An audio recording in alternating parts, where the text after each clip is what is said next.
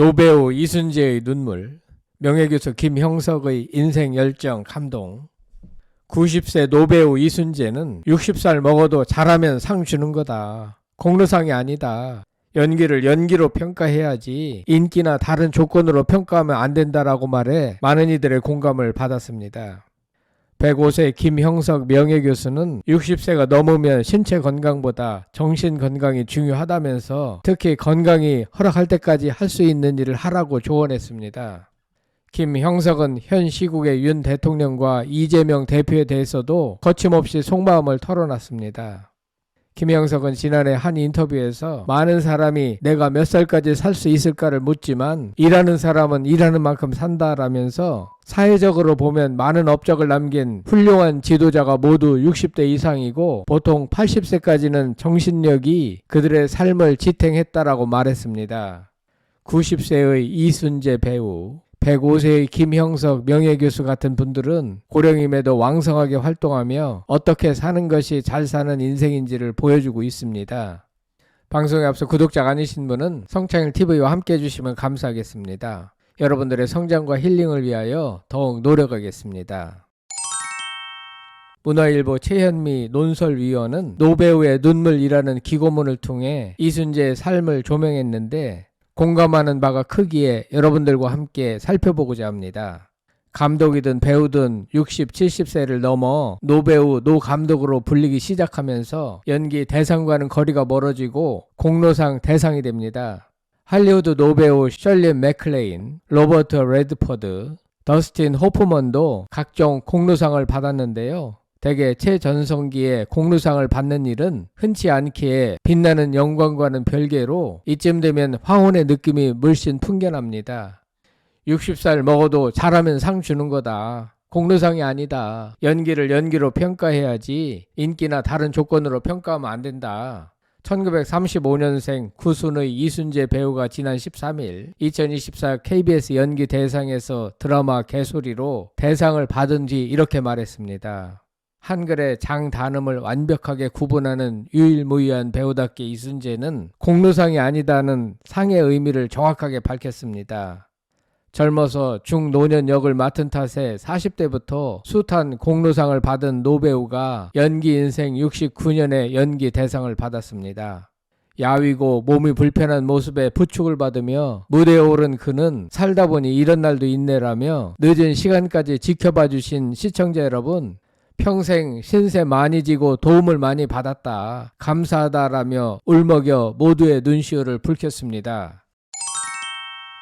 1956년 연극 지평선 너머로 연기를 시작한 그는 요즘 객석을 자주 울리고 있는데요. 지난해 연극 고도를 기다리면은 건강상 이유로 하차하기 전까지 노배우의 투혼에 늘 가슴 뭉클한 기립박수로 끝났고 백상예술대상 무대에서 선보인 짧은 연극은 지금도 회자되고 있습니다.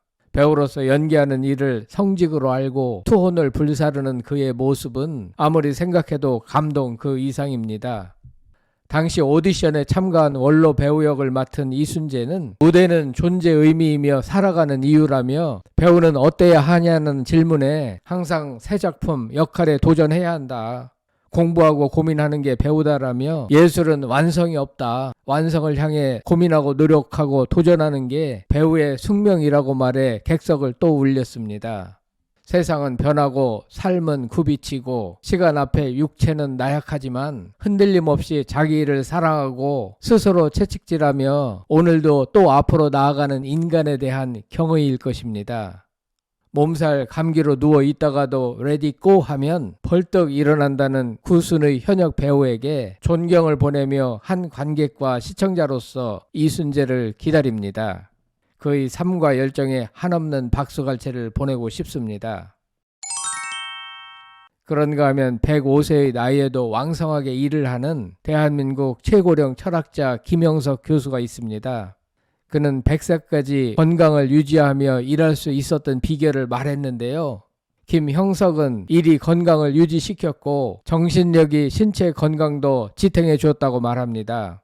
100년의 시간에서 배운 것은 일을 사랑하는 사람이 행복하고 인간은 일하기 위해 태어난 것이라고 했습니다. 일의 목적은 더 많은 사람의 행복과 인간다운 삶을 돕는 데 있고 이웃과 나라를 위해 인간적으로 성장하면서 즐겁게 일하는 인생보다 귀한 삶은 없다고 했습니다. 일에 대한 사랑이 행복과 성공의 열매를 남겼고 일에서 오는 위로와 보람이 고독을 채워주었다고 했습니다. 김형석은 내가 80이 되니까 내가 늙었나 하는 생각도 좀 해보는데 일 때문에 그냥 지나쳤다.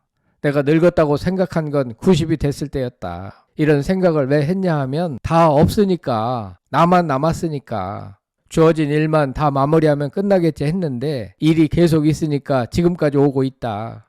그래서 나는 늙지 말자. 하던 일을 하는 사람은 늙었다는 척을 할 필요가 없다라고 했습니다.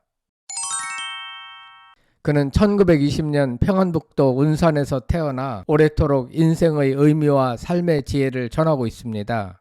105세 김형석 연세대 명예교수는 지금도 한 해 200회 이상의 강연과 인터뷰, 신문 칼럼으로 영원한 현역으로서의 삶을 실천하고 있습니다.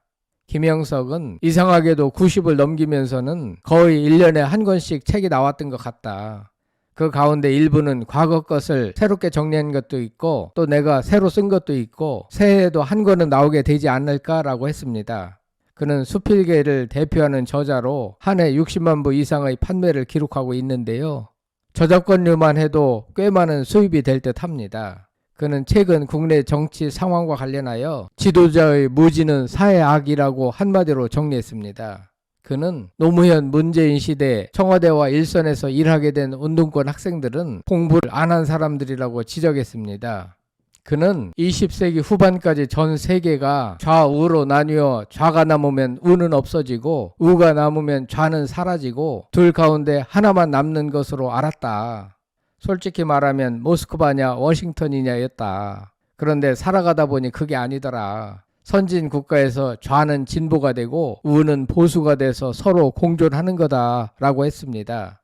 함께 하는 것. 20세기 후반에 공존이 상식이 돼서 모든 선진 국가는 보수냐 진보냐를 나누지 좌우 중에서 하나만 택하는 건 북한밖에 없다. 그러나 우리는 북한과의 관계를 끊을 수가 없다. 우리 안에 있던 진보하고 북한에서 들어온 좌하고 합해서 나타난 게 운동권이다. 그러면 어떻게 해야 하느냐? 북한은 이미 병든 사회니까 좌를 넘는 사회를 생각해야 하고 우리는 열린 진보, 열린 보수가 돼서 열린 사회로 가야 한다라고 말했습니다. 현재의 탄핵 시국과 관련하여 그는 대통령이 법조계 출신이고 그 과정을 쭉 밟았기 때문에 두 가지를 그분한테 생각했는데 먼저 윤 대통령이 검찰총장으로 있을 때 쫓겨나지 않았나. 그때 대한민국은 자유민주주의다라는 걸 아주 끝까지 지켜줬다는 것. 큰 고마움이었다. 검찰총장으로 있을 때에 대한민국을 지키려고 하던 저런 사람이 정치를 해야 한다는 세력이 뭉쳐서 대통령으로 뽑아줬다. 그런데 대통령이 된 다음에 자유민주주의가 역사적으로 어떻게 성장했고 어떤 책임이 있고 또 미래에 어떤 희망이 있다 하는 것을 충분히 몰랐던 것 같다라고 말했습니다. 그는 지도자의 무지는 사회의 병이 된다는 점을 강조했습니다. 그는 대통령이 자기만의 고집보다는 세계를 내다보는 해안을 갖고 여러 사상 집단과도 소통하는 융통성을 보여줬더라면 하는 아쉬움을 갖고 있는 것 같습니다. 한편 그는 윤동주 시인, 황순원 소설가에 대한 이야기도 꺼냈습니다. 두 분을 만난 뒤 시인과 소설가로 인생을 끝내겠다는 생각을 확실히 가지고 있다는 것을 느낄 수 있었다고 합니다. 두 사람을 통해 내가 철학을 공부하며 내 인생을 살아갈 수 있지 않을까? 내 인생에 또 새로운 인생이 태어날 수 있지 않을까 하는 생각을 하게 되었다고 합니다. 김형석은 현재 야당 대표에 대한 질문에 지금 이재명 대표에게 제일 걱정하는 게 뭔가 하니 이 대표는 자기를 위해 정치를 하고 있다. 자기 살기 위해 안 갈 길을 가니까 더 어려워졌다. 국민이 심판을 안 할 수가 없다. 분명한 것은 나라 사랑하는 이는 버림받지 않는데 자기 사랑하는 사람은 결국 버림받는 것 같다. 그걸 포기하고 나는 과거에 이랬다. 그러나 대한민국이 가는 길은 이쪽이라 말해야 한다. 또 민주당이 국민의 힘이 내놓는 정책보다 국가 경제라든지 국민 복지를 위한 정책을 더 내놓는다면 이재명은 다음번 대통령이 될 사람이다 라고 말했습니다. 김형석은 민감한 질문에 대해서도 거침없이 답을 했습니다. 물론 사법 리스크가 사라진 전제하에 그런 가능성을 언급한 것으로 보입니다. 노벨 문학상을 수상한 한강 작가를 수업시간 만난 기억이 나냐는 질문에 김형석은 그저 대학에서 잠깐 만난 것밖에는 없다. 내 나이 97세 때 세계 출판 전시회가 국내에서 열렸는데 그해 출판문화협회에서 공헌이 큰 업적을 남겼다며 나하고 한강을 뽑았다. 그때 만난 기억이 있다. 그의 작품 중에 다른 건 읽지 않았고 채식주의자는 읽었다. 참 고마운 업적이다. 이건 내 생각인데 몇백 년 역사로 볼 때 남는 것은 사상이 남는다. 셰익스피어의 작품처럼 말이다. 노벨상은 정치성이 있는 것 같지만 문학은 독립된 문화니까 한강의 노벨 문학상 수상은 참 희망을 준다. 아직 젊다. 앞으로도 작품 쓸 때 사상을 풍부히 담았으면 좋겠다는 바람을 가져본다. 지금 그의 시적 표현은 누구도 못 따라간다. 개성도 뚜렷하다. 그런데 정치만 이렇게 뒤떨어져 가지고 싸우니까 좀 미안하기도 하고 창피하기도 하다라고 했습니다. 김형석의 통찰력은 많은 울림을 줍니다. 이번 영상에서는 노배우 이순재와 명예교수 김형석의 열정에 대하여 살펴봤습니다. 여러분들은 이 두 분의 삶에 대하여 어떻게 생각하십니까? 성창힐 TV였습니다.